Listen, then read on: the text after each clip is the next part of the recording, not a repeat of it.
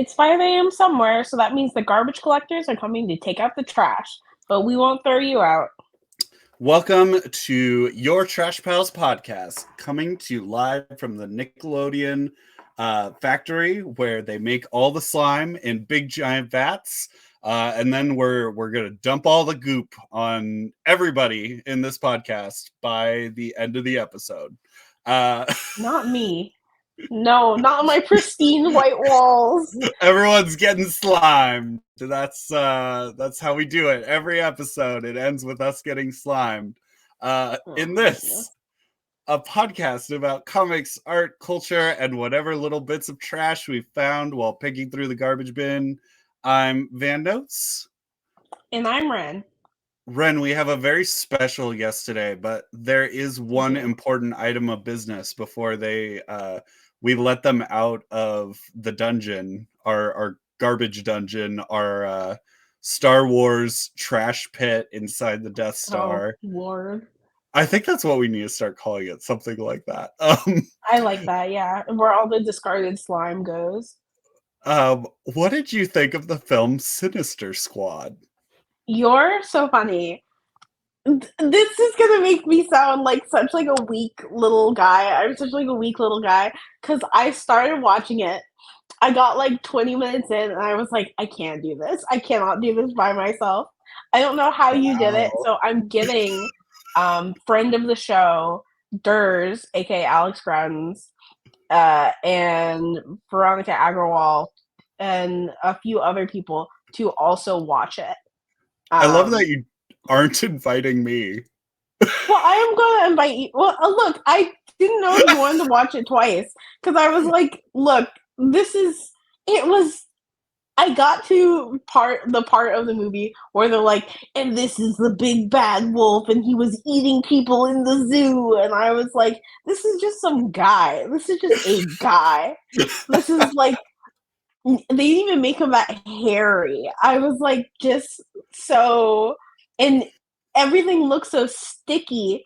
And it reminded me of like, just, I don't even know, just like, that movie felt like it was gonna run up and glomp me. I don't know how else to like put it into words, but that's how I felt. But you are invited if you want to. It's on Wednesday. It does have comic convention cosplayer meetup energy. That's very true. It does. It just seems like it would like be mainlining Monster at me, and I'm like, I'm scared. I'm almost 30. Don't do this to me. But I do want to see it. I'm so determined to see it, but I can't watch it by myself. So please join us. You have to go on Discord, though. That's the only caveat. You know I will download Discord just to watch a movie and then delete it again. I love that. I love that for you, and I love that about you. Enough about the Asylum's Suicide Squad remake film from many moons ago. We have an extra special guest, I would say a good friend of mine. I've seen his chickens, but I shall read this very exciting provided bio with a few twists to introduce our wonderful guests. So Trung Le Nguyen, also known on the internet as Trungles to a certain generation of young, hopeful Tumblr teens, is truly an award-winning author, cartoonist, and illustrator from Minneapolis. Probably best known. This is what happens when you ask these cartoonist types to write their own bios. Probably best known for his graphic novel, The Magic Fish, published in 2020. Trung dips in and out of very short one-off projects for Marvel and DC because he doesn't have the patience, time, or dedication to long series outside of traditional publishing, which pays way better than monthly comics. This part is very true. He raises 3 very spoiled hens and is considering getting some sort of furry indoor animal, since the chickens have their own little apartment and makes him feel like an empty nester. For the purposes of this specific podcast, which has many ramifications Trung likes a jowly man. Welcome to the podcast, Trung. Welcome. Hello, thank you for reading the bio that I sent you. I sent it at a time in the day where I wasn't totally paying attention to everything I was putting down. I'm just like, what's true right now? And I just sent it to you. So thank you for dragging me out of the trash bin. I feel like the conceit of this podcast is you two are little city rats that are just like rummaging through the garbage, and now you're just like, here's this special thing that we found. Exactly. I'm a country mouse. You are I'm the city mouse. Oh. Man's the country mouse. Oh, I love that. I love that you have this dynamic. Everything that I heard from podcast guest Jill, I was slightly aghast at. Aghast. Which part? In like a a very delightful way. I mean, every time Van Notes has some sort of project or sends me a meme or texts me literally anything, my first reaction is to just gird myself because it's going to be very strange. And then it's always it's always something that I enjoy ultimately, but I always am just like, oh, what is it going to be today? That's a common reaction. I have the same reaction. Oh, wonderful. I'm so happy that we get to just roast Van Notes here together, Ren. You're already my favorite person. Yay! I just like boomer memes. I just like weird boomer memes with a gay twist. But you know what? I love that for you. Yes, I love that. I need you to. You're queering boomer memes. That is exactly the energy that we need. This is my praxis. This is what I'm doing. This is the cross to bear. This is my activism. This is why they call me an activist in the community. My queering of boomer memes. I love that. I'm still very stuck on the image of this being your cross to bear, because I'm imagining like the stations of the cross, like with you bearing the weight of these boomer memes and just being like, I'm going to make them gay and then I shall pass away and then come back. That was probably blasphemous of me, but I love that image. No, I love it. I love it. It is Lent, starting Wednesday, so now is the time for Lent-based humor. So that's so funny. I didn't know what Lent was before like high school. And as soon as I found out, I was like, oh my god, that sounds like you guys go way too hard. I couldn't give up anything for any reason. I like all my things. I like all my habits. Yeah. No, we just love, Catholics love deprivation for no reason. So funny. I'm convinced that's why it's called Lent, because like relent is like having regrets, and then Lent is like the originator of it. It's like, oh, you have to Lent before you relent. It's just a very practical holiday of like, during this time of the year, we don't have food. So we're going to feel like religiously pious for like naturally just not having food around the house. I do love so much that it got watered down over the years from like, we're going to fast to now we're going to pick one random little treat that we're going to deprive ourselves of for like a spell, and that'll be it. You know why I do love Lent though, is being pescatarian. Catholics still go like hard for fish during Lent. And there is a Catholic husband and wife who own the local like burger place. So their fish sandwiches are always fire because like they have to be for the Catholic crowd. So like it's the best fish sandwich in town because it's the one option. That's so funny. I love that. So Trung, this is a very important question that we have to start the podcast off with. Not which is your favorite day of Lent, but what trash are you consuming? What trash am I consuming right now? So when I'm like currently working on a couple of graphic novels, and so I don't have a ton of time to like watch things or read things. And so I feel like I've been bereft of so much media, but I have been keeping up with the anime iteration of Delicious Dungeon, which is a lot of fun. And I read the manga already, so I know what happens, but it's beautifully animated. I enjoy it. And I'm also really enjoying kind of just watching old sitcoms that some like I saw when I was a kid and some that I had never seen before. And so right now I'm going through 227, which is fantastic. It's this old, it's a black sitcom from the 80s. It's where Regina King got her first role. She's like the plucky kid in the show, and it's really, really lovely. Like I love like a hokey 80s sitcom very, very much. And so that's been a wonderful watch. Yeah. And I started going back through Home Improvement too, which I thought I would really hate, Wow. right? Because Tim Allen is such a Oh huge boy. jerk. And I'm just like, is this about to be terrible? But no, it's much better written than I remember. And they make explicit jokes about the Al character being really appealing to gay men because he's a bear.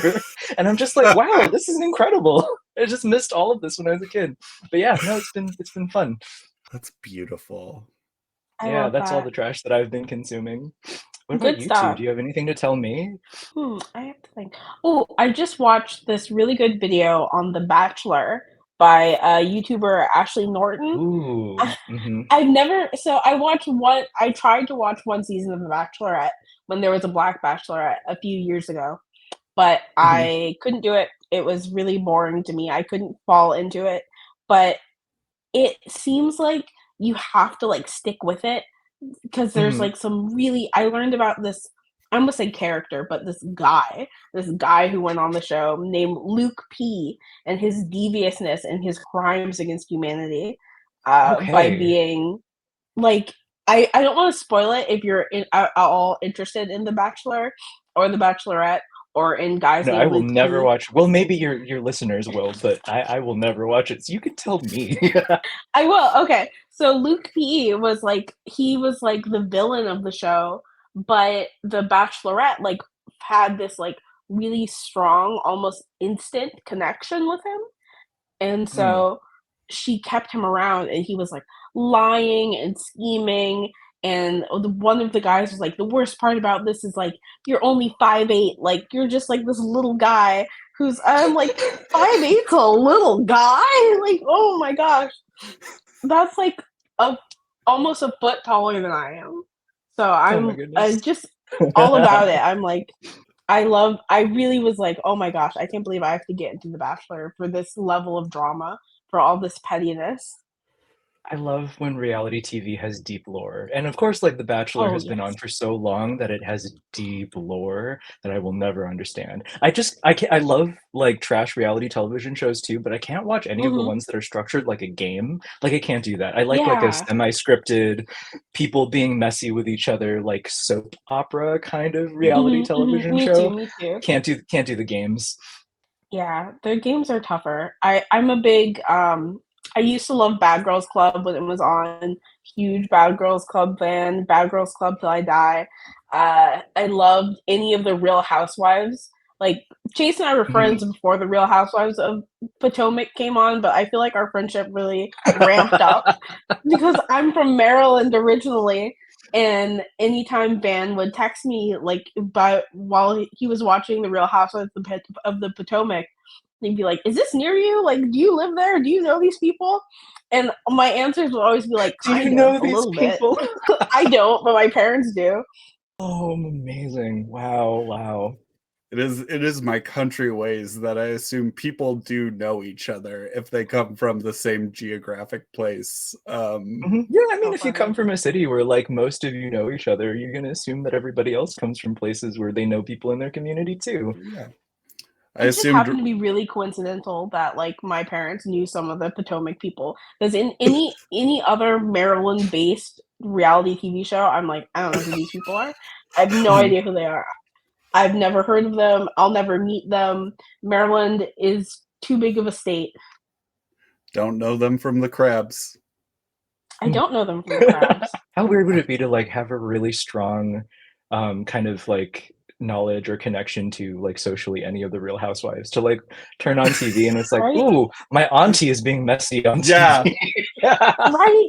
Oh my gosh.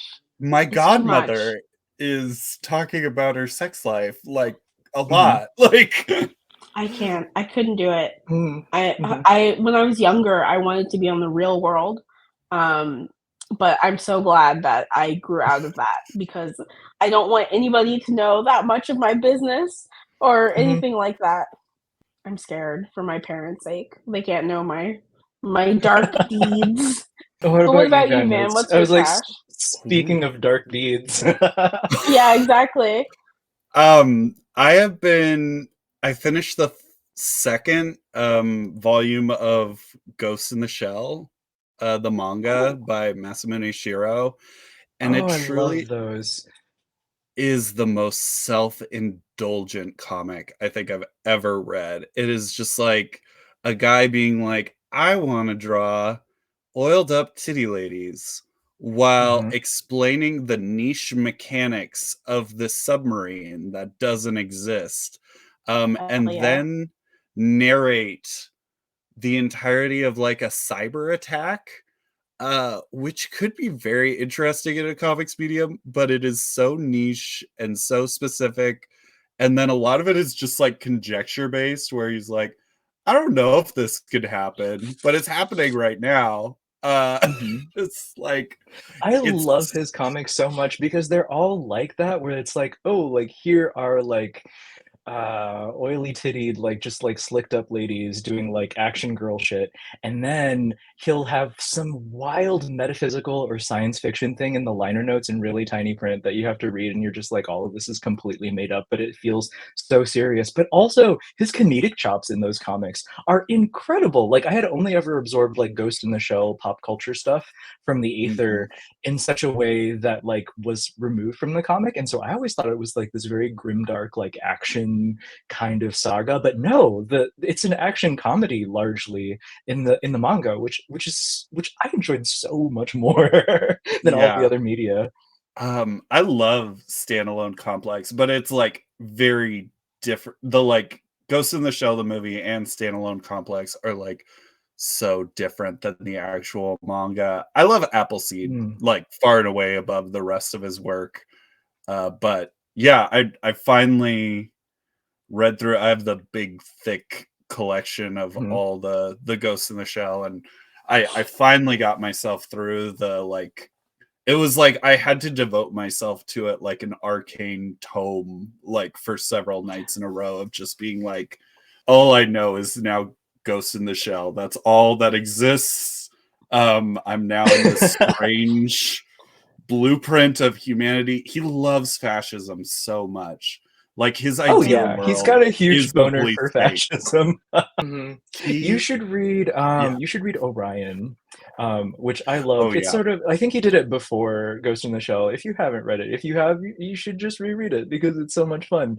But for people who don't know, it is also a Masamune Shirow joint, and it is metaphysical. Like it's science fiction fantasy where he deals with like it's space adventure, but also it's a space opera, and there are gods being petty, and everything is just like incredibly beautifully rendered, and also like just lots of like metaphysical made up science in the liner notes. Once again, it's fantastic, and it's mercifully short. So it's something that I recommend to people who like want 80s vibes manga. Or just read Appleseed. Like if you want a more accessible, genuinely good, not having to like puzzle over it like it's a document in a completely different language that doesn't exist. Read Appleseed, which is on the lighter end of that spectrum.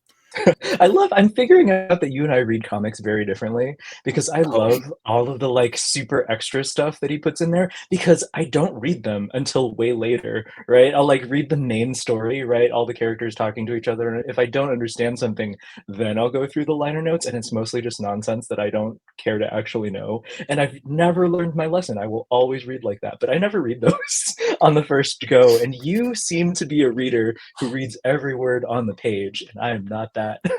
I'm when I read like David Foster Wallace, it's like I will read every footnote as it Oh no. happens. Oh my Like goodness. like that's I'm cursed. Um I'm impressed and also very nervous for you. speaking Stambulantly. of curses and being nervous, I have a new Oh little boy. game to play. Oh boy. Jigsaw. It's jigsaw time. I need I yeah, Like a it theme is. song. Yeah, I want a theme song, like if we can find a way to like play the Saw theme on a kazoo or something. Like Oh, Kazoo. I don't That's know incredible. if so Saw Okay. fun. has a theme, like but I have a I'm so new game curious for about our what this is gonna be. podcast. Okay. It's just called the Stankometer. Mm. Where Ankometer. wherein we shall rate the topics I've brought forth to you, 1 to 10 on Mhm. the Stankometer. 0 is that they have no stank, aka rugged, nasty sex appeal, and 10 is that Okay. they have mass stank.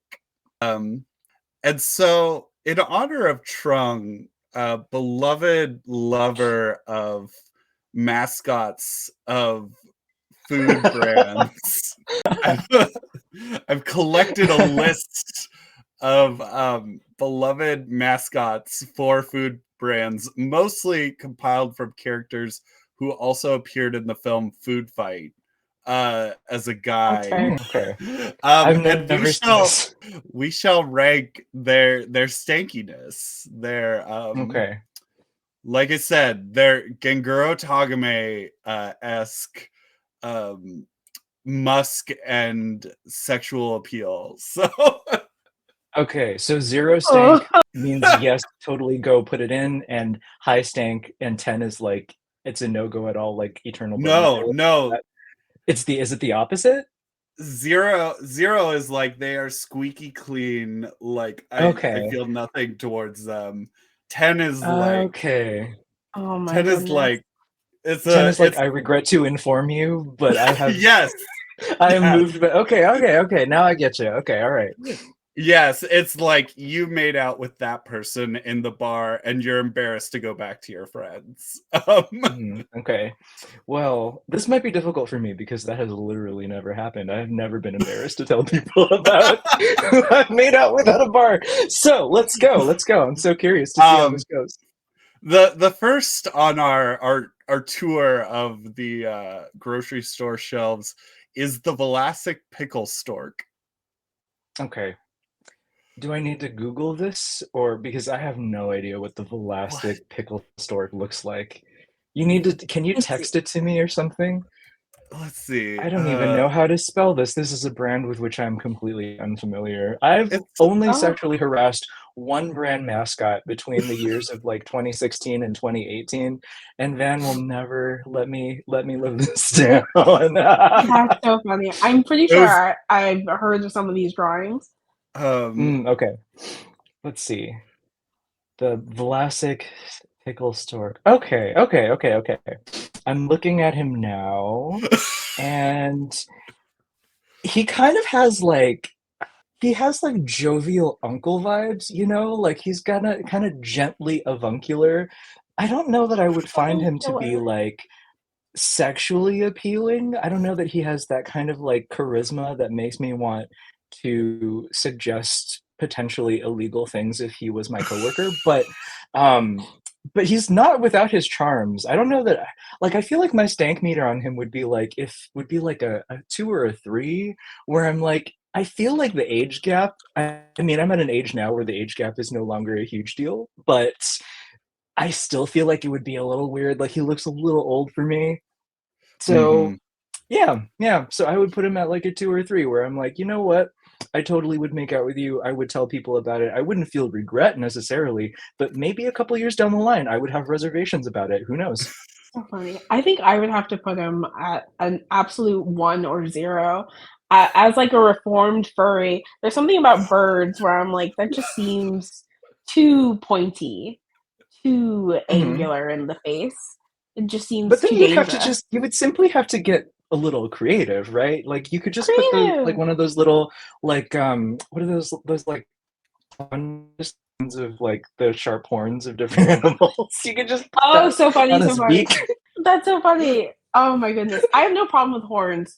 The more horns, the better. That's what I always More say. horns the better. But Okay. something about Yes. beaks, I Mhm. just can't get with the beak. And also, storks make me Yeah. think of babies, and I Storks do. You're can't. right. They Yeah, are right. I associated can't with the like babies. separate Yeah. that. Also, I This Tough. is hate a man pickles. that will bring you a baby without ever having any kind of sex. Like that is the whole deal Right? of the stork. Like no And I'm sex not ready happens, for that but a baby shows up. responsibility. You're right. You're right. It's all responsibility, no fun. Okay.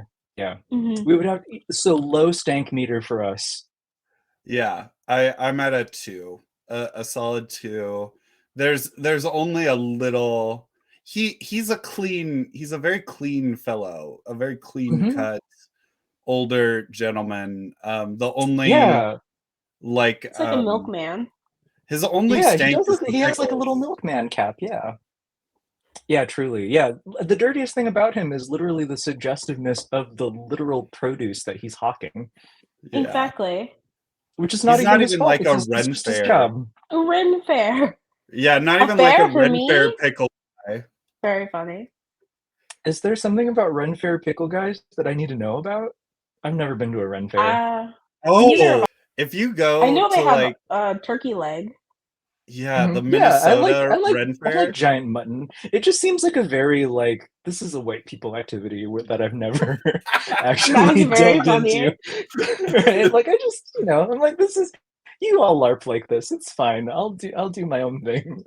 The secondhand embarrassment in going to a Ren Fair is a truly unique experience, unlike any other. There's something to be said about the sincerity with which people are just putting it all out there. I do love that very sincere kind of like, I'm going to live this fantasy for a little bit. I think that's Right? lovely. I love it. I've I never been to a Ren also Fair. I've always wanted to go. Sorry, Maryland state sport is jousting, and I'm a lover of Wow. horses. Yeah. But I've never been to one. I've always wanted to go, but I'm also very allergic to horses. So it's a catch-22. Oh, I didn't know you could be allergic to horses. That's got to be a nightmare because they're so big. There's so much of them. And I love it, just like activates my asthma. And I love going to medieval times. I love getting drunk and going to medieval times and like Mhm. just being kind of a nuisance to my That friends and sounds my like friends a alone. great time. It's so much fun. But they have horses and they have smoke machines, which also activate my asthma. So I'm just there, like really having a great time. Cannot breathe. Cannot breathe. Oof, okay. But I'm having the time of my life. Oh, I love to be lit and unable to breathe in the presence of horses Exactly. and jousting. Oh my god, that sounds like a great Exactly. time. It's a dream. It's a dream. I'm telling you, Ren, I wonder. have to hang out. This sounds like such a good time. Yes, you do. Yes. Oh, please. We'll go. They have a drink called the Dragon Slayer. I've been too many times because I'm like, oh, the my Dragon God. Slayer. Okay, I'm gonna need you to give me like a tour of their whole drink menu when this happens. We'll order a flight and then you're Absolutely. just going to like walk me through it.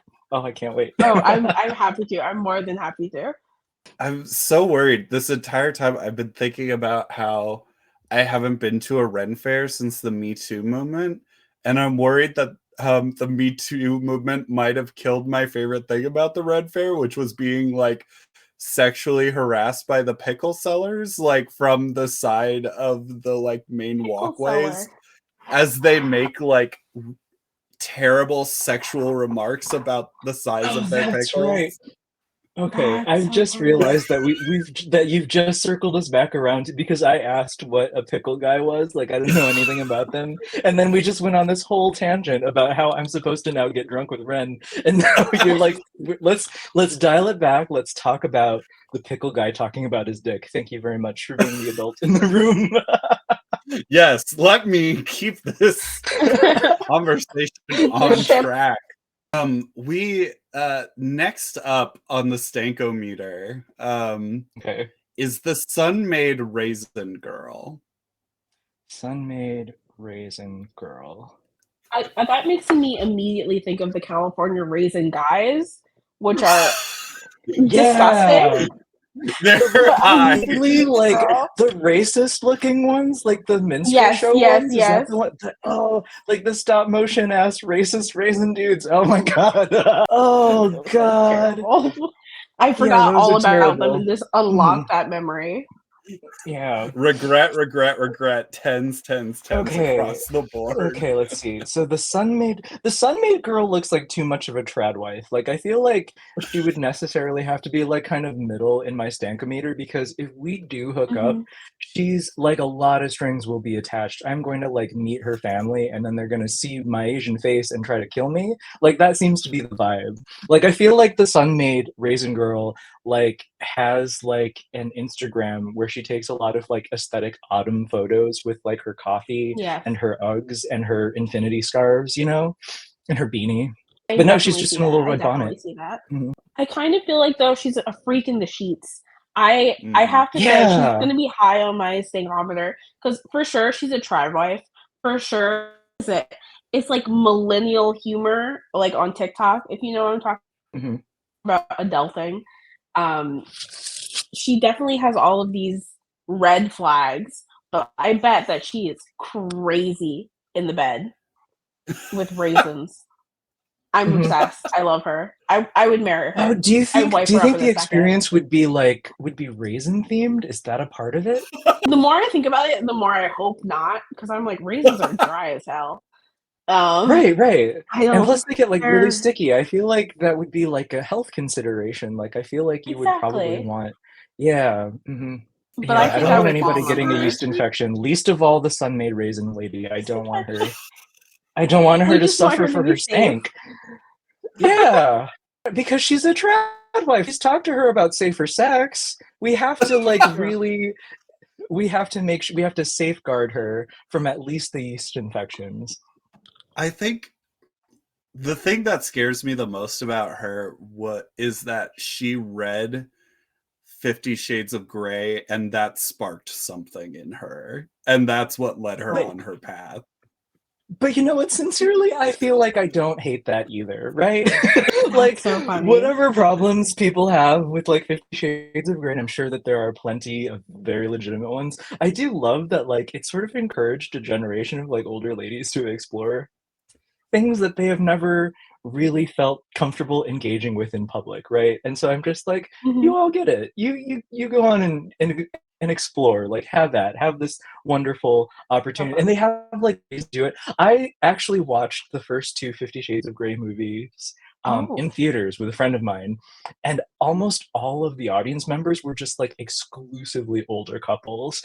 And I'm just like, this is so adorable. I love this so much that they all just went out to see this dirty ass Dakota Johnson movie. Like I that's so found that to be funny. super heartwarming. And they would like make little comments to each other too, and I can't remember what they were, but none of them stood out to me as like particularly dirty. They were just very sweet with each other. And their little gasps Oh, of alarm. It was fun. that's so cute. I love that. So I'm sorry, I I would like give this. heaved us onto another tangent again. I'm sorry. No, you're the Tangents are guest. good. We love a tangent. You're the Okay. guest in this house. Mhm.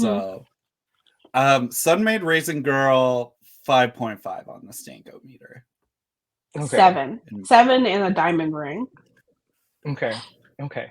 I respect it. And yet What your else you got for score, what us? is your score? My score, I think I put her kind of, I forget exactly because I just put it out earlier. Maybe you've sort of like affected my view of the Mm, Raisin Girl, but I think I put her kind of in the middle, where I was like totally mm. Mhm. would not be embarrassed to talk about it. However, I feel like there would be a lot of issues we would have to work through It's with more her being a embarrassing trad what you wife. couldn't talk about. Hmm. Next one on the list I have for you is Charlie Tuna. Charlie Oh, that guy Tuna. fucks. Oh, he absolutely fucks. That tuna with the glasses and whatever. Oh Oh my my goodness god. gracious. Oh, yes. He Yes. fucks. He He fucks has for the sure. sexual appeal of like if you're a teacher and a substitute teacher comes in and you're like, it would be unprofessional of me to shit where I eat. However, you're a temporary Mhm. stay and we could get up to some nasty shit and I would never have to see you again. Like he kind of has that sort of like summer fling kind of Exactly. vibe to him. Yeah. He's like a 100%. he has the like same sex appeal as a watered down Tony the Tiger to me. Yeah, yeah, he really An does. Whereas like aquatic Tony the Tiger. Tony the Tiger is like a Finsta like thought, right? And I feel like Mhm. Charlie Tuna is like a regular guy, and then you talk to him and you go out on a couple of dates and then you hook up and you're like, "Damn, this guy really knows his way around. Like this is amazing." You're right. Charlie Tuna getting it in. Honestly. And good for him. And What good for him. We what's have your very numerical different vote on takes. Charlie Tuna? I You've been too quiet, Van. I that is the guy at the bar where it's like the end of the night and he just keeps being like keeps doing the eyebrow raise at you and you're Oh like no. no no, please, not Charlie Tuna. But then you're like, my options are only looking like Charlie Tuna. Like that's how I feel. And then he's high on Stank for me, but not like because of his like natural musk. It's just like I feel bad doing this. Really?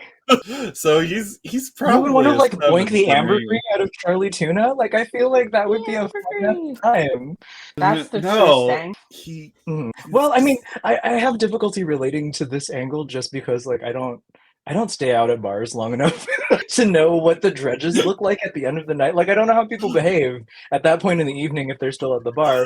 And ordinarily, like if I want to hook up with somebody, I'm like, hello, excuse me, you wanna? And then like the conversation will either end or continue from there, and that seems more efficient. I don't understand this eyebrow raise culture in which you come from. Like this the whole eyebrow waggling thing, that seems so foreign to me. Do people still do that?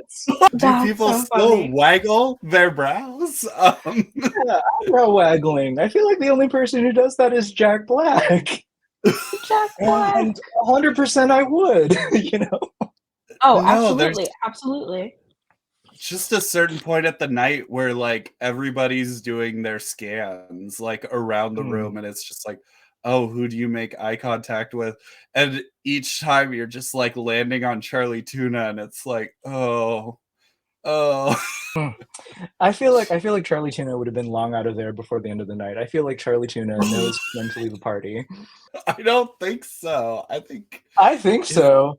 I think you're reading Charlie Tuna all wrong. I think you're reading him textually, and I feel like Wren and I are reading Charlie Tuna subtextually, and subtextually It's true. Charlie Tuna fucks. He absolutely gets down.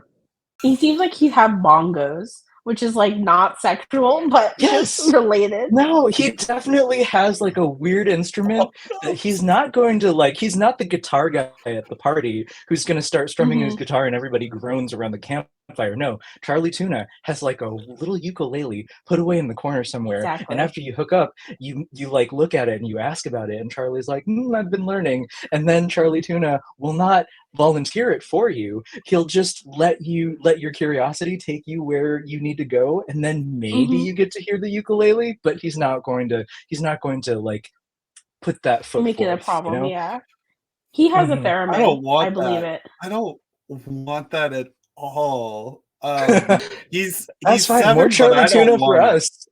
Yeah. Yeah, I think he would be like also kind of middle on my Stankometer, honestly. Like, but like a 5 or a 6, because like I totally would. I don't think that I would necessarily be embarrassed about it or anything, but like I feel like he would be an experience that I would want to like explore just out of curiosity. Yeah, I agree with that. I definitely agree with that. Definitely a 5 or 6 for me too, because he like confirmed fucks, but perhaps he does not fuck me.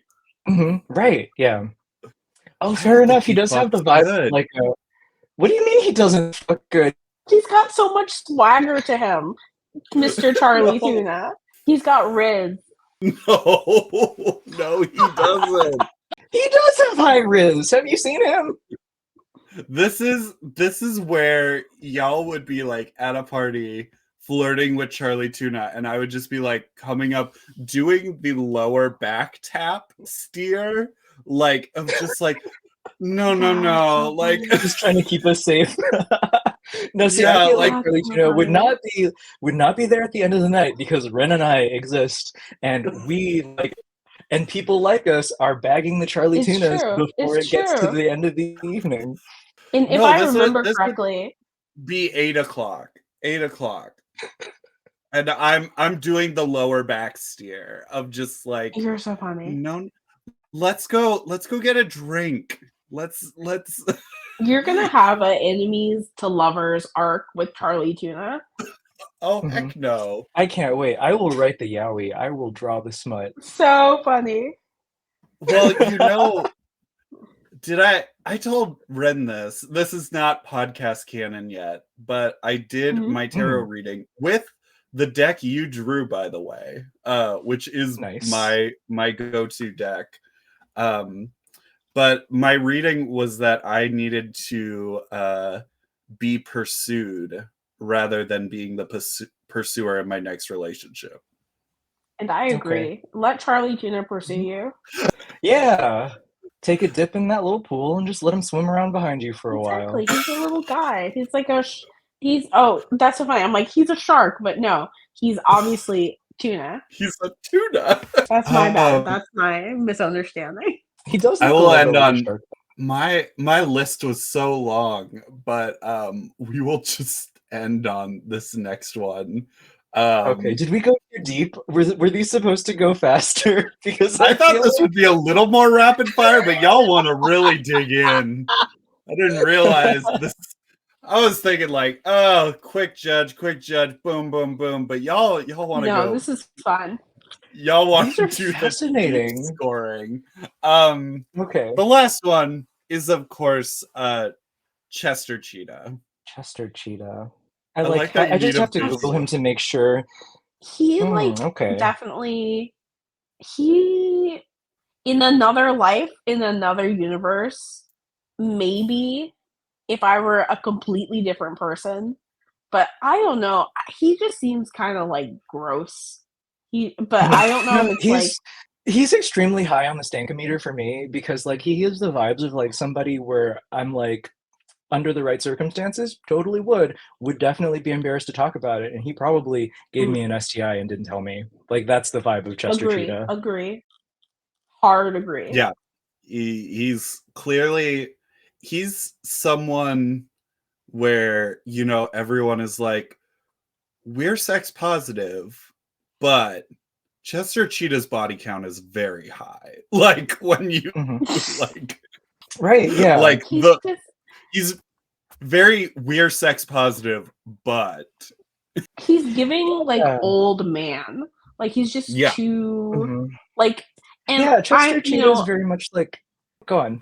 Oh, sorry. I'm like, he seems like he'd be like very frail and skinny, and I'm scared. I'm too scared for Chester Cheetah.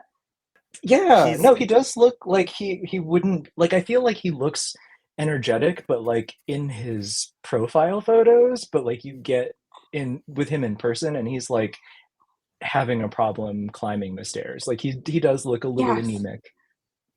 Yeah, he's a 65-year-old dude who's posting pics online that make him look like 40. Yeah, no, he's definitely a man who's like looking for a third when he doesn't have a second yet. Like that's kind of what I get from Chester Cheetah. That's putting it perfectly. Looking for a third when he doesn't have a second. I love that. That's perfect.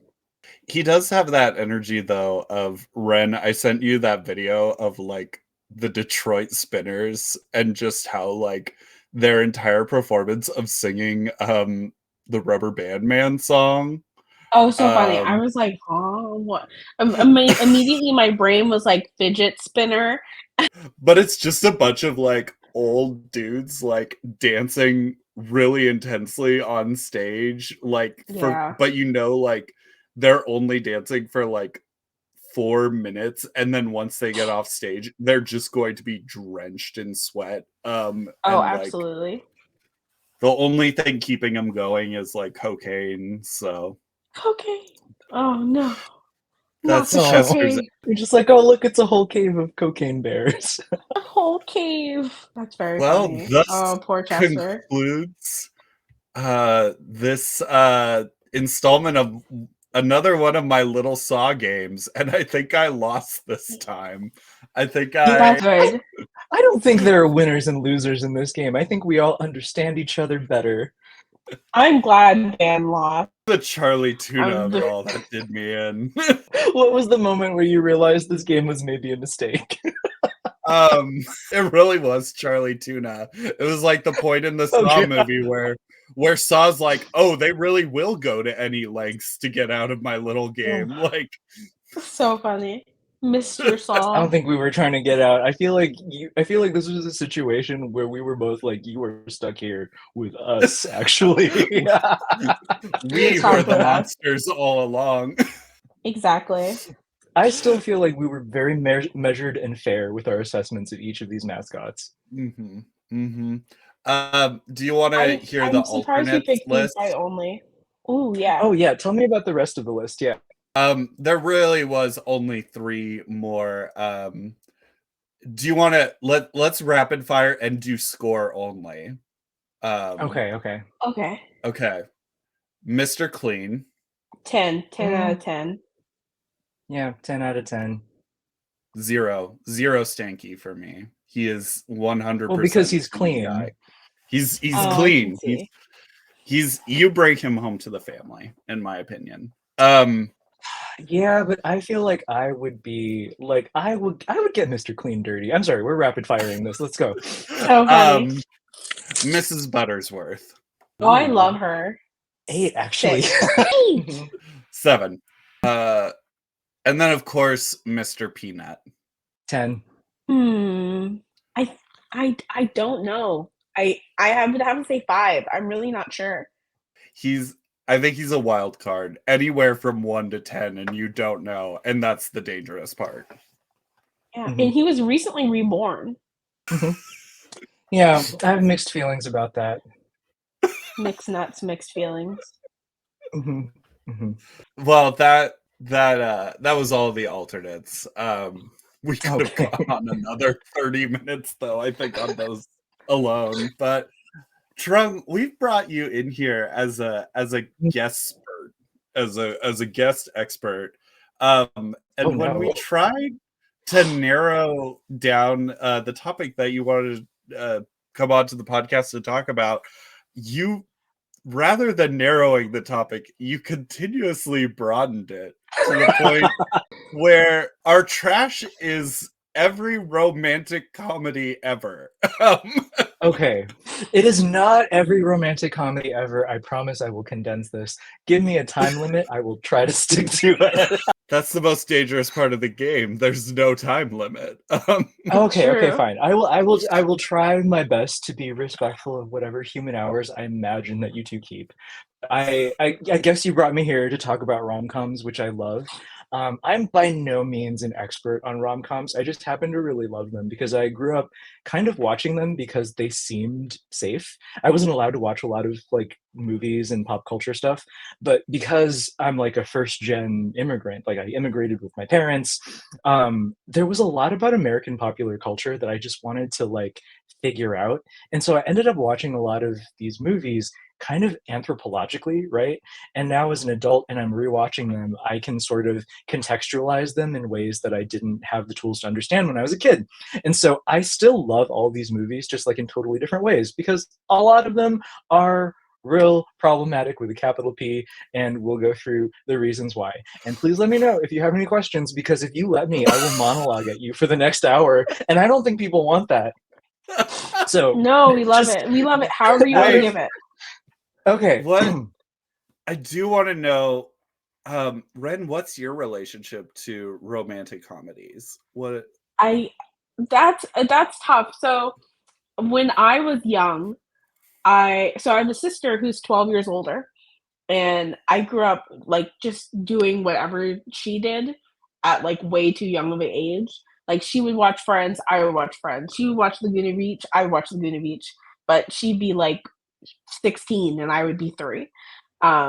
So she liked rom-coms, and I never like got that into them when I was like little. But then when I got older, except for How to Lose a Guy in however many days, I think it's like 10 days or 10 something days. like that. I love that movie.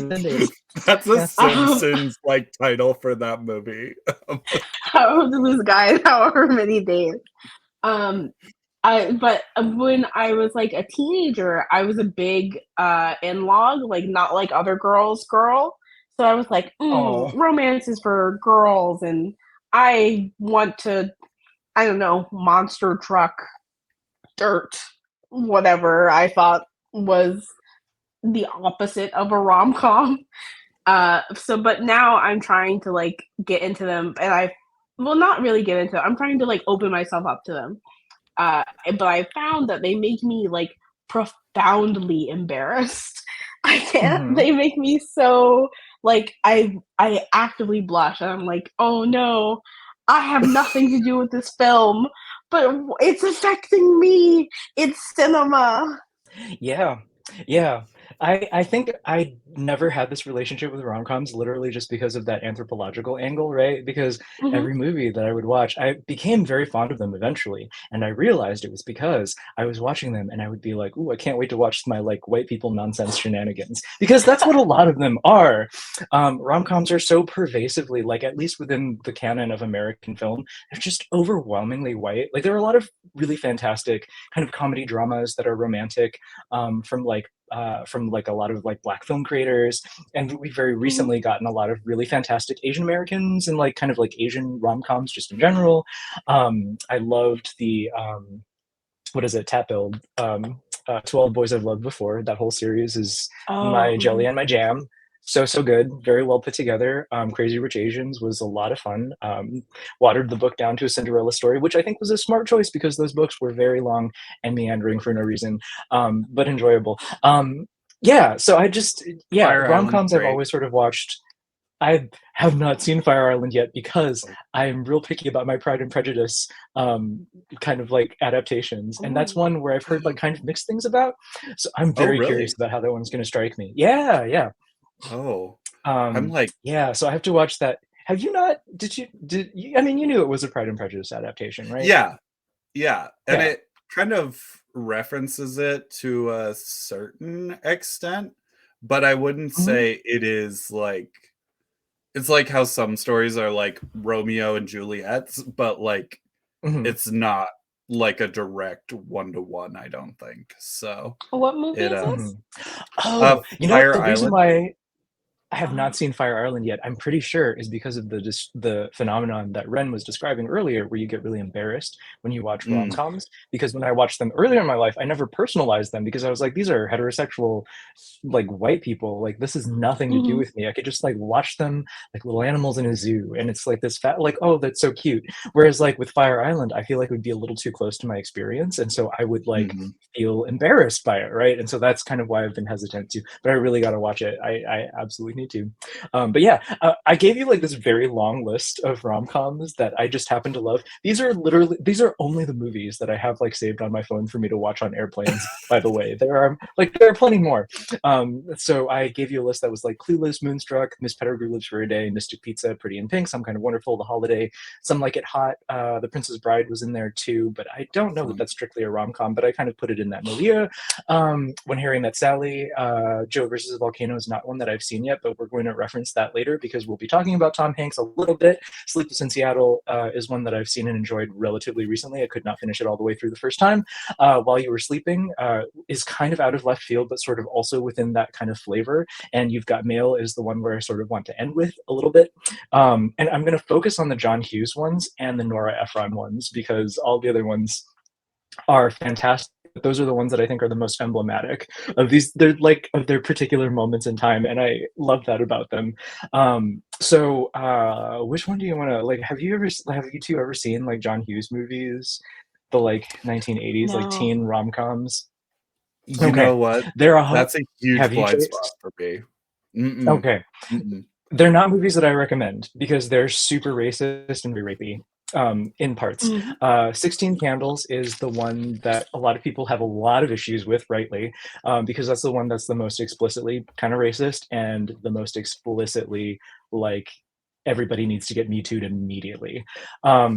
So that one's like I think that one is an earlier one, and that's one that I would often argue that is would be literally less racist if they just took out the gong sound that played after every time the Asian character shows up. Because he actually has a really lovely character arc on it where he's a foreign exchange student who shows up, and it's pretty explicit that like the white people are the ridiculous people in the situation, and he like gets a girlfriend and they have like this lovely rapport, and it's actually like the nice relationship in that movie, and the rest of it is just like very explicit sexual assault sequences. A girl maybe gets raped like off screen, like there's a lot of that in there, and it's totally played for laughs, and so it's a very difficult one to get into, but it's very emblematic of the 80s. John Hughes is, I've learned, kind of important to the teen rom-com because he was one of the first filmmakers to sort of make movies that didn't talk down to their teenage audience, right? So a lot of his movies have become cult classics because they were made during a time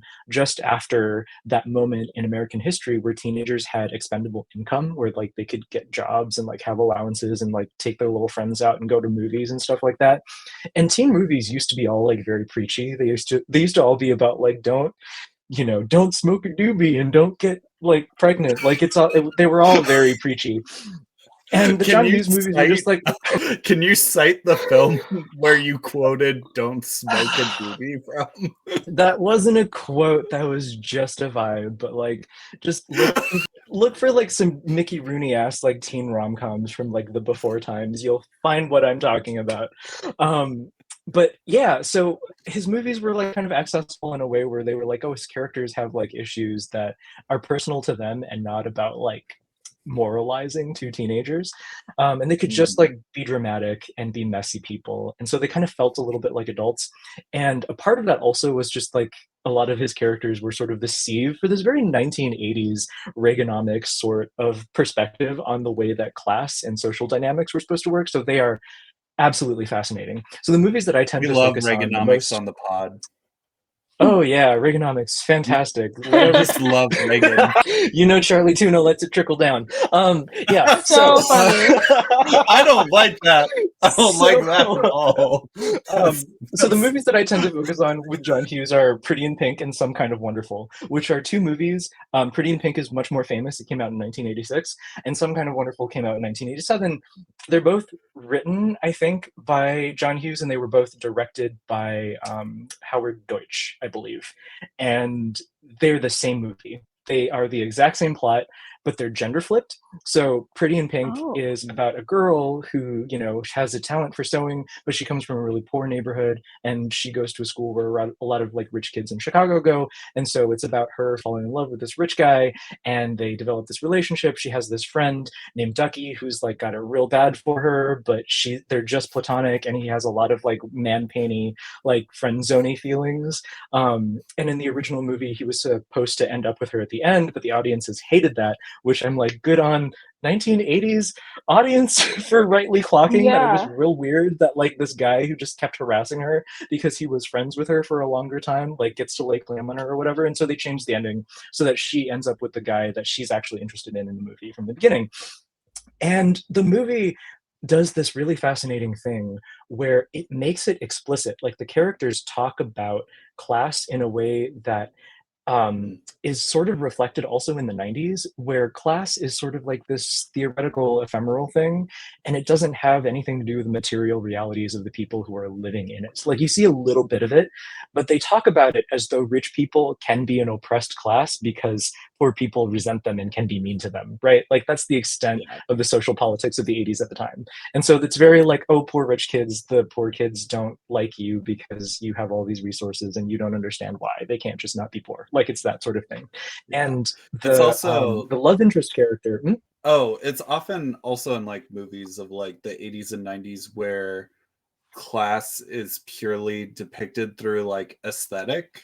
Like there's no like actual reality differences. It's just like, oh, these two characters wear different clothes, and when they show pictures of their room, one is like brown, and those are the poor people. Yep. Yeah. I feel like it is a little bit more beyond aesthetic in these movies, but only in like design and the locale. Because if you shoot in a city like Chicago or in like Los Angeles, the class stratification is visual in a way that's very distinct. So it's hard to like pretend, like it's hard to like have poverty be there just for the aesthetics, but like the characters do treat it like the poverty is just an aesthetic thing. And one of the characters actually says something to the effect of like, that I don't know the exact quote, but the like Andrew McCarthy love interest kid who's like 16 or 17 is like the heir to some kind of like company and his parents are very wealthy.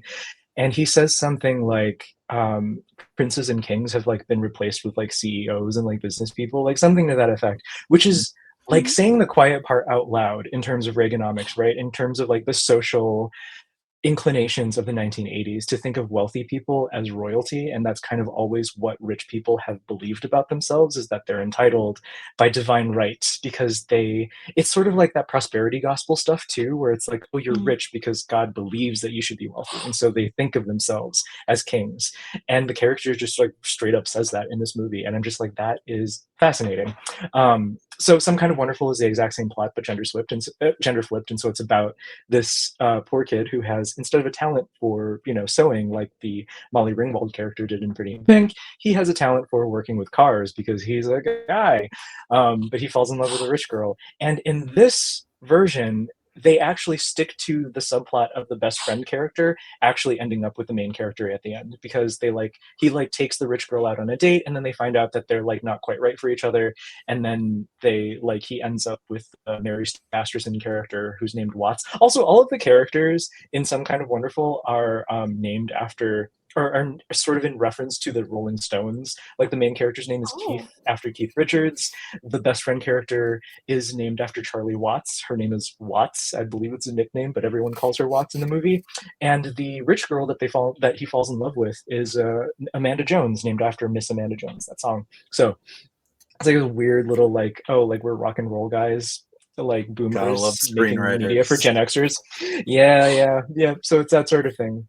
Yeah. So they're both they're great. You should watch those two, because they're relatively tame in terms of its content and its like problematicness within a contemporary context, but they're fun to like kind of watch and think about in terms of like, this is how people popularly thought about the politics of like wealth stratification at the time. It was just and like filtered through the eyes of these young characters, and so there's a little bit of plausible deniability in that they're young and they don't have the full context for the world in which they occupy, but there's a lot of like that shit to parse through, and it is amazing, and I love it, and you should definitely give it a go if you haven't. Yeah, and I mean, like, it's like anything that's written by like a bunch of old guys with like very young characters. They become mouthpieces for their ideology, whether they kind of did it on purpose or not. It's just something that happens, and so both of these movies reflect that in certain ways. Although I would argue that Some Kind of Wonderful is a little bit gentler and maybe more thoughtful than Pretty in Pink was, even though Pretty in Pink was the more popular one. So the other one that sort of elides class topics because they're about rich people, like literally from top to bottom, are the Nora Ephron movies. And the Nora Ephron movies are a lot of fun because they put me through my gauntlet of like the most fuckable Blansom men from the 90s. Like I love these movies for that reason. Because as Chase put it at the top of the podcast, I love a jowly man. And that is something that I will repeat over and over and over. And the 90s were just lousy with them. Like every guy was like just kind of like a little bit regular looking, like it was before like every action star had to have like a desiccated six pack so that you could see all of their muscles and like dehydrate for days. And so all of her kind of leading men are like kind of like soft jowly dudes with jobs and with real people priorities and with quirks, and they're not always likable, which is always super fun. It starts with When Harry Met Sally, which was I think it was written by Nora Ephron and directed by Rob Reiner. Have you seen that movie? It's fantastic. You should watch it if you haven't. And that's kind of like that movie, and its soundtrack by Harry Connick Jr. in like one of his very first jobs sort of defined the template of like rom-coms going forward. And so that came out in 1989. And then Meg Ryan, who was in When Harry Met Sally, was paired with Tom Hanks for the first time in Joe versus the Volcano, which I haven't seen, which came out in 1990. And so I need to like watch that. But there's some racist shit in there because there's island people the way that Hollywood in the 90s portrayed them. So I'm not looking forward to that, but I have to watch it and do my due diligence about that. I tried to watch Sleepless in Seattle, which came out in 1993, like maybe 5 years ago, and I thought it was so boring and I couldn't get all the way through it. So I think I made about halfway through, and I was like, I don't understand why we're supposed to care about any of these people. I don't. And then I tried to watch it again, and I like loved it from top to bottom, and I don't know what changed in my life. But it's about this journalist, this woman played by Meg Ryan, who falls in love with a man that she hears about on the radio because he's a widower, and his son like calls into this like radio program to talk about how sad his single dad is. And so she like Oh, flies that's across the country right. and like breaks up her relationship to be with him. She leaves a character played by Bill Pullman, who we know that she's not right for because narratively he has allergies, and for some reason that's very gross and makes him incompatible with Meg Ryan, who is beautiful and perfect. So, so she stalks this man that she's never seen, never met, and has only heard of from the radio. And they like don't really get together until they don't really get together at all. They like meet at the very end of the movie, but it's kind of like it's a fascinating piece, and it's sort of this kind of very repressed, like it's sort of like if a romance novel was only the lead up and none of the sex, like it's sort of just that part of the rom-com. And so I could not get into it for a long time, and I just finally like something clicked in me and I got it. Yeah, and then after that, And then in edging 19 culture became That's more right. prominent. Yes, it's essentially just like emotional edging for the entire movie. It's incredible. So Sleepless in Seattle is not something that I would like recommend to people just based on like it will bore you at first if you don't really. It's sort of like going to the opera where you have to like read up on it a little bit before you go in so that you can be like, oh, here are the pieces that I can put together. Yeah. So do you have a question for me, Chase? You're just looking at me like I'm absolutely nuts. One, I realized Wren would be the person who would be left in the rom-com because of her horse allergy. And that would be reason enough to be. And I'm like, in a terribly reductive, like, it's the same way when we talked about room raiders, that no one ever leaves, or no one ever like hated like the actual like standout red flags when they raided someone's room. It would be just like weird character traits. So I'm sorry, Wren. It's Wren, okay. I hope that I nobody missed leaves whatever you you for Tom said because Hanks. I got disconnected. So Oh no. I said you would be left in a rom-com because you have allergies to horses. I have allergies to many things. So well, I hope I that never nobody make it in leaves a you for rom-com. Tom Hanks because of your allergies.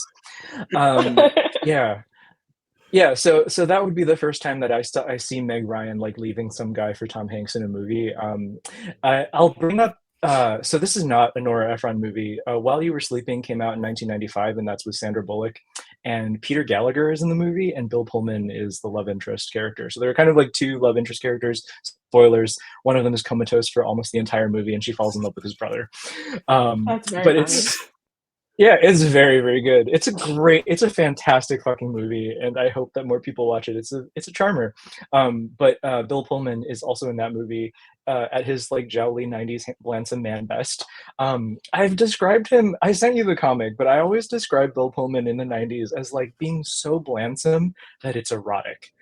Like he's just like so regular looking that you're like, this is working for me for some reason that I need to work out in therapy. Like that's sort of his whole vibe. And there were so many men in the 90s like that. And Greg Kinnear is another example of it. But anyway, so we've gotten through Sleepless in Seattle, where Meg Ryan leaves Bill Pullman for Tom Hanks. And then Bill Pullman gets to actually be the leading man. Oops, sorry. Hold on just a second. My computer decided that I was talking for too long and went to sleep, so I hope you didn't miss any of that. I don't think so we Bill lost Pullman it, gets to be the leading man in While You Were Sleeping, which he does a great job in. And then in 1998, we get You've Got Mail, also directed by Nora Ephron, I think written by her and her sister. And this is a movie where Meg Ryan leaves Greg Kinnear for Tom Hanks. And so this is a repairing of Meg Ryan and Tom Hanks for the third time, and Meg Ryan leaves another man for Tom Hanks. So it's just all of this. And Greg Kinnear being left by somebody to like be with another person is like a thing that happens a lot in the 90s. Like Sabrina is a remake of a 1954 film with Audrey Hepburn, and the main character leaves Greg Kinnear to be with his older brother character. And then in this movie, You've Got Mail in 1998, Nora Ephron has Meg Ryan leaving Greg Kinnear to be with Tom Hanks. And it was pointed out to me recently that in the movie As Good as It Gets with Jack Nicholson, Greg Kinnear plays a gay man, but his dog tries to leave him for Jack Nicholson. So apparently, people leaving Greg Oh Kinnear in a movie is just a thing that no! happens. He's like the archetype of the cuckold in the 1990s, which I find so fucking funny. Yeah, Oh, that's sad. it's sad, but I it's don't fantastic. like that. I don't. I love that he got to be typecast. Listen, he seems to have had a lovely career, and he seems very even keeled, Hmm. as far as I know. I know very little about these people outside of their movies, but so I love all of these movies, but they're also like a descendant of those 80s movies, of that cultural milieu of the 1980s, where class is this aesthetic thing. Because in You've Got Mail, the thing that I found to be really fascinating is that it is a remake of several other remakes, actually. It was a stage play called La Parfumerie, by Miklos Laszlo, I believe, and then it was made into a movie starring Jimmy Stewart very early on in like maybe the 40s or something, maybe late 30s, early 40s, I can't remember, but then it was remade again into another movie called In the Good Old Summertime with Judy Garland, where she plays opposite a very handsome, tall gay man. But they get together in the end. He's not gay in the movie. The actor is gay. It's very clear. And then You've Got Mail is a remake of those movies. Um, and in the first iterations of the movies, they're coworkers that have a relationship, and so one of them is like a senior, like person in that work environment in the shop around the corner, which gets referenced in the You've Got Mail movie because the bookstore that Meg Ryan's character works in is called Shop Around the Corner. But in this movie, it sort of plays up the power imbalance between Meg Ryan's character and Tom Hanks's character, because Tom Hanks plays a like corporate book magnate that is trying to like edge out Meg Ryan's business. So he's So like like Barnes and taking Noble. over. Yeah, he's the Barnes and Noble guy. Yeah, basically in the Okay. 90s, he's like the head of like Barnes and Noble. It's called Fox Books in the movies, and so he puts her store out of business, and like it's supposed to be sexy or something. But the whole time, like this is as close as we get to the material reality of class and like that kind of like ideological divide, because it's still very much like, oh, like this is a romance that could still happen. Whereas today, that really is something where people are a lot more mindful of that particular power imbalance and the sort of like political implications of somebody who occupies that political or like that wealth strata. And so that's kind of just like me word vomiting about all of the rom-com hot takes that I've had like from the 80s through much of the 90s. And here we are today where people are a little bit more mindful and the stories are slightly more boring, but they look very good for the most part. And I don't know who any of the stars are. Very funny. I love it. A whole talk from Ted, right in Yeah, front of happy our very Valentine's eyes. Day. Watch all of these gross romantic movies about white people doing shenanigans and falling in love. It's I fun. watched Pretty Woman in preparation for this. That was my bit of Really? research. Oh, I love that movie. Yeah, I I'd like never that seen movie it too. before. How did you find it? I thought it was kind of like Some Like It Hot, where Hmm. it could be very difficult to swallow in a contemporary context. But it surprises Yeah. you in how mindful it is of certain things. There's of Hmm. course like terminology and outdated attitudes that are definitely like Hmm. present, but it feels more like a rule structure of that narrative rather than like Hmm. something, I don't know, personal or whatever. But I do think Yeah. it's an interesting example of how in 2024 we are highly class conscious to the point where we often avoid media that mixes people of different classes. Whereas like Yeah. certain media, even like old school, like, I don't know, cartoons were often about like, I don't know, the little hobo character or whatever, like getting a win on the rich man or something like that. And Pretty Yeah. Woman was also just like very much like there's a massive class divide in between these two characters. And I think the difficulties of navigating it is very interestingly Hmm. explored. Um, in Yeah. how that opulence is like fascinating to her, but she also Julia Roberts's character is also very conscious of like how soul sucking it is, and she inspires like this kind of consciousness building, which the consciousness building is that the business guy decides he wants to build US naval destroyers, and that's like Yeah. but anyway, I think it was a very delightful romantic comedy. Do you Yeah. does my esteemed panel have, well, you can comment on that, but I'm also curious if anyone has a favorite romantic comedy among this triumvirate. Well, I mean, I have some hot takes about Pretty Woman too, mostly in that, like people have written really beautifully about Pretty Woman, like as a Cinderella story, and so all the characters are sort of archetypes. It is very gentle about a lot of things. Like it's not quite as judgmental about sex work as a lot of other movies in its time would have been. But it also sort of like it sort of declaws the reality of it in a way that sort of takes agency away from real sex workers also, because it is just a Cinderella story. It's also the exact same movie as The Princess Diaries, which is fascinating because Gary Marshall directed both of them.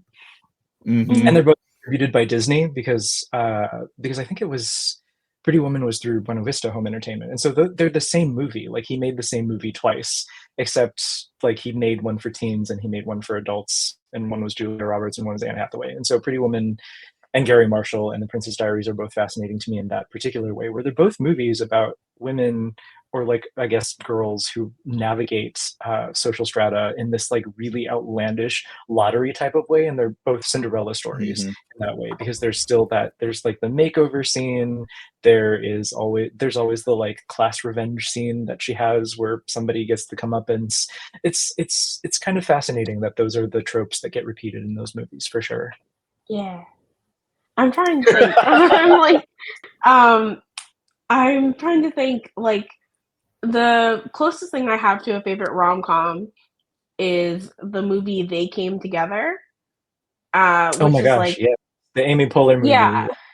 yeah, I really like that movie, but not in a sort of like nuanced way, just in a like, oh, this made me laugh. It's very hard for me to laugh to find movies that make me laugh, and for some reason, that one really got me.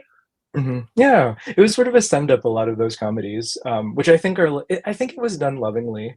It wasn't a movie that I like loved right away because I didn't get a lot of the jokes, because I tried to watch that movie before I got really into rom-coms, and now I Oh feel like I yeah, have to go back and watch that one again. that's funny. I've seen like maybe a handful of rom-coms, and I still really thought it was really funny. So it's interesting how those kinds of like tropes can sometimes either like really land or like really transcend the media that they're in.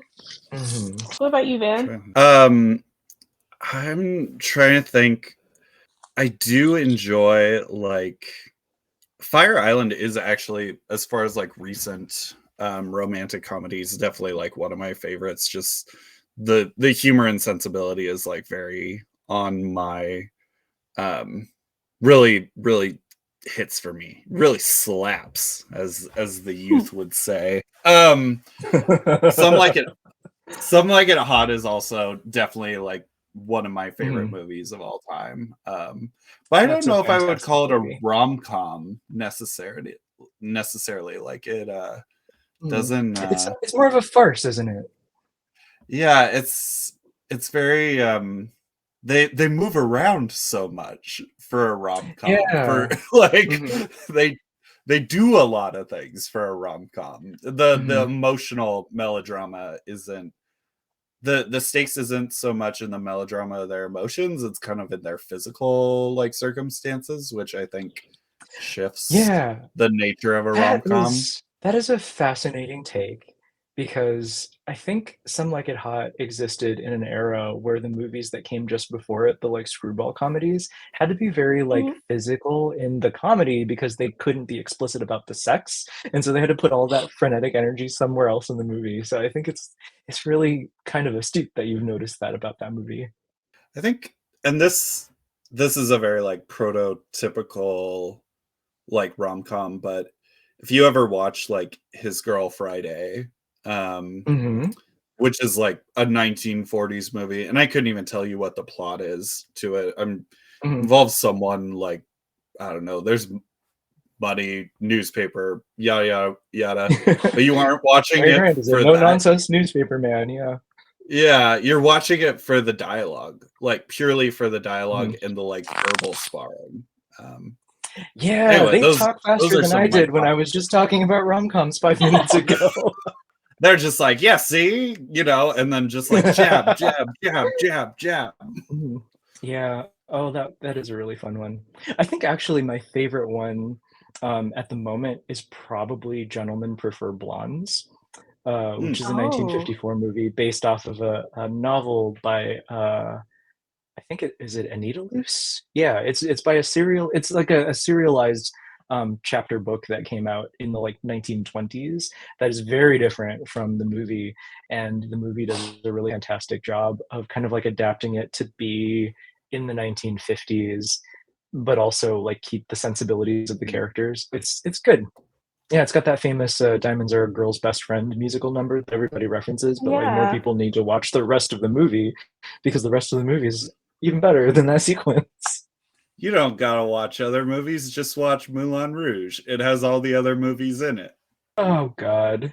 I just had to say, watch the pain creep into your eyes as more words happen. I feel like I've known you long enough to sort of just like let it wash over me and just sort of be like, oh. So funny.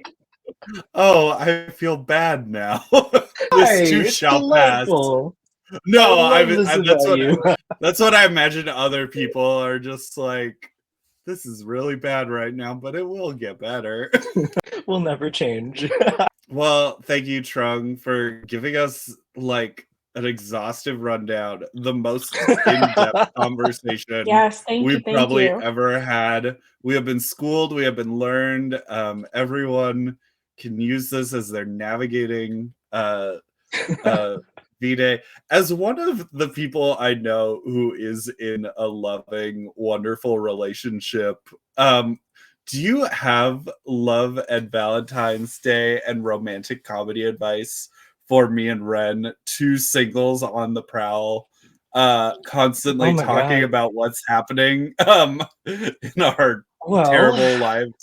Dating lives. I think my first piece of advice is that you should not ask people in happy relationships how to not be single, because those people suck at being single. Like, I remember being single many years ago, and I was terrible at it. I feel like it's a miracle that like anything positive happened in my life. So I don't have any like meaningful advice for you. Like, it's just like, I feel like if you ask like a happily married person for like dating advice, they're just gonna be like, it's very, very condescending about it. I think. Do you have unhelpful advice? Give us the most unhelpful advice. Oh yeah, the worst thing you can think of. The most unhelpful advice that I think people keep giving to single people who don't want to be single anymore is to just be like, don't try, just let it happen, because that's how it always happens. And like, it's a thing that I think can be true because it feels true when it happens. However, that's not advice. That's literally just, well, I'm throwing up my hands. There's nothing I can do for you. Like, I think that's the sentiment, which is not useful. I mean, I think the cheesier thing that I would say would be like attraction is something that you can't help, but like being a loving person is actually a choice that you have to actively make all of the time. And so showing up for your friends is actually a really great way to like eventually show up for the people who like you wanna fuck. Like it's those skills transfer, believe it or not. If you're a nice person, it's a lot easier to hook up with people. Wow. That's good to know. That's good advice. Be kind, be nice, be loving. And the fuck will come. Beautiful. And Charlie Tuna will come home with you. No! Exactly. We need to find bands with Charlie Tuna. No, we do. No. We're going to cast a net and we're going to reel him in for you. No. There you go. No. Yeah, we're going to get you your very own chicken of the sea. Oh. This is a bad place now. My podcast was once something I enjoyed doing. You send me so many nightmare memes and jokes I don't understand. I feel like I'm finally getting one back over on you. It's revenge. Well, thank you so much for having me on. It was so much fun to chat with the two of you. Thank you for letting me Yes, just like please. Thank you for rant being about here. rom-coms. Do you have anything you would like to promote to the good people at home? Oh, okay. I don't have anything coming out like this year because I am so behind on all my graphic novels, but my debut graphic novel came out in 2020. It's called The Magic Fish. I've been book touring in a bunch of different places that are not the US because it came out during the pandemic, and so I didn't get to go anywhere. So it still kind of feels like it's being rolled out right now, which is nice because new people are reading it all the time. I did a Valentine's Day short comic, Love Unlimited, on the Marvel app. So they have a scrolling comic where I sort of like revamped the character of Karma a little bit. I actually read through some of the old like uh, uh, X-Men comics that she was in, and they actually did a pretty good job, like making sure that they were considerate and thoughtful about a lot of the other details. I just needed to like give her a real Vietnamese name and like let her have That was lesbian cool. fun. And so so she drinks with Rogue and has like girl power moments with Psylocke. Like it was a lot of fun to make that comic for Marvel. So those are the two things that you should read that I made. They're very fun. I've done a lot of other work too, but I can't think of them at the moment because I'm bad at promoting myself and came completely unprepared for this. But I will talk about Nora Ephron for apparently 2 hours uninterrupted. As everyone should be able to. So, well, we'll wrap it up so that all the lovers out there can keep on loving. But thank you for listening to Your Trash Pals. You can follow the podcast on Instagram, Facebook, YouTube. Our live Twitch streams are hosted on Mondays, and episodes typically go up on Thursdays. But we are just two small beans trying to get by. So if the schedule gets a little wonky, we apologize, but we try to be consistently inconsistent. We do. That is true. We do. Well, you can follow me at ren.psd and Van Notes on Instagram at Van Notes Books. And you know what? I'll throw this plug in. I have a new issue of Seasonal Produce out right now, which is my little online magazine with just bits and bobs that I just throw in. And if you use the promo code XOXO Valentine at checkout, you will get a free copy. So you can just go onto my little website at vannotesbooks.com. Let me double check that that's the right code. That was a little off the dome here. Just tell everyone go to my website, give them a bad link, and then just be like, yeah, it should work. But I will say, if you would like to, you can Instagram message Your Trash Pals and say, hey, I have a question for the podcast. You can even just ask us whether we think something is trash or treasure, and we will give our value judgment on it live on the podcast. And I will confirm that promo code is, in fact, XOXO Valentine, and you can use it on my website. Should have thought of that beforehand. It's the kind of thing that goes into a script. Ren, do you want to do the fake ad this week? Sure. You, Trung, pick a number. 14. Oh, sorry, in between 1 and 10. I should have given that qualifier. Fine. I thought I was gonna be thematic because Valentine's Day is coming up, but fine. Oh, yeah. I guess I'll pick a number. Let's do 4. Let's do 4. Oh my gosh. Ren, are you in the? I'm in it. This is amazing. I can't believe it. Today's episode is brought to you by Bad Girls Club, the WeTV absolute banger classic prestige them there. And we used to make them go to therapy, but not anymore. So yeah, this episode of Your Trash Files is brought to you by Bad Girls Club, where you can find the baddest girls in the clubbiest of clubs. And as always, reduce, reuse,